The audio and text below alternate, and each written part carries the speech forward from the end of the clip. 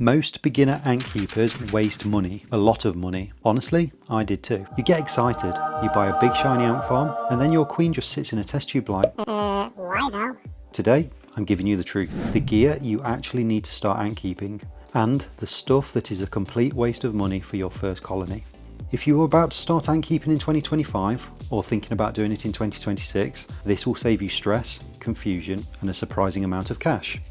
Let's make sure your ants and your wallet have a great start.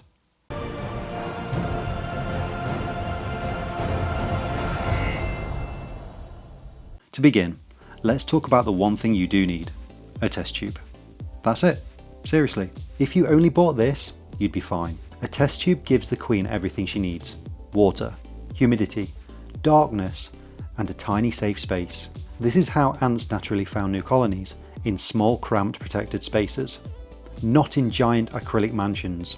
They don't need a hot tub. They don't need a penthouse. They need a cupboard, basically. Now let's talk about the things beginners think they need, but definitely don't. Mistake number 1.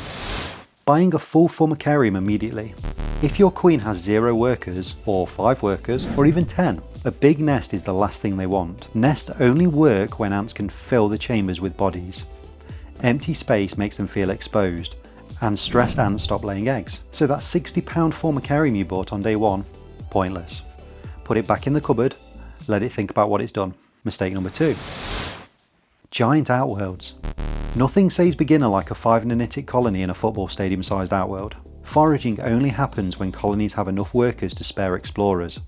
A young colony needs to stay tight, warm and together. Mistake number 3. Gel farms, sand arenas and pretty but pointless decor. Gel farms don't work. Sand setups collapse. Pretty decorations look nice, but ants just bury them, ignore them or fill them with rubbish. Mistake number 4. Buying all the gear up front. Every store sells everything, and beginners often buy everything, but ants grow slowly. You don't need half this stuff for months, sometimes years. Mistake number 5. Unnecessary heating. If you're in the UK, most beginner species grow perfectly at room temperature.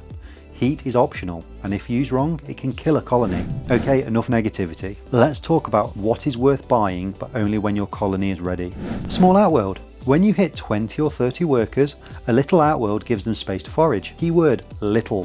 Think matchbox, not football pitch. Next, a small modular nest. Once your ants start outgrowing their test tube, a small modular nest is perfect. Look for nests with adjustable hydration, expandable connectors, tight cozy chambers and easy cleaning options. Tubing and connectors are also genuinely useful. They let you expand your setup safely without forcing the colony to move before they are ready. PTFE or Fluon is another good one. It keeps ants inside the outworld, especially useful if you like not having ants in your kitchen. And finally, feeding stations. Clean feeding equals a healthy colony and fewer fruit fly outbreaks. Now let's talk about the UK specifically. Here in the UK we have slower colony growth because of our colder climate. If you catch a queen in July, she's probably hibernating by October, meaning you won't need a nest until the following year. Most people overspend because they buy summer gear in winter. But don't worry, you are learning the smart way now. So after all that, what do you actually need to start ant keeping? 1 test tube, 1 cotton ball, 1 dart drawer, and patience. Maybe a snack for yourself while you watch absolutely nothing happen for 3 months. Everything else comes later. Growing with your ants is part of the fun. If you are starting your first colony this season, welcome. You're doing great already. More beginner guides coming soon as we head into the new season. Thanks for watching, and as always, let's make it antastic. Farewell.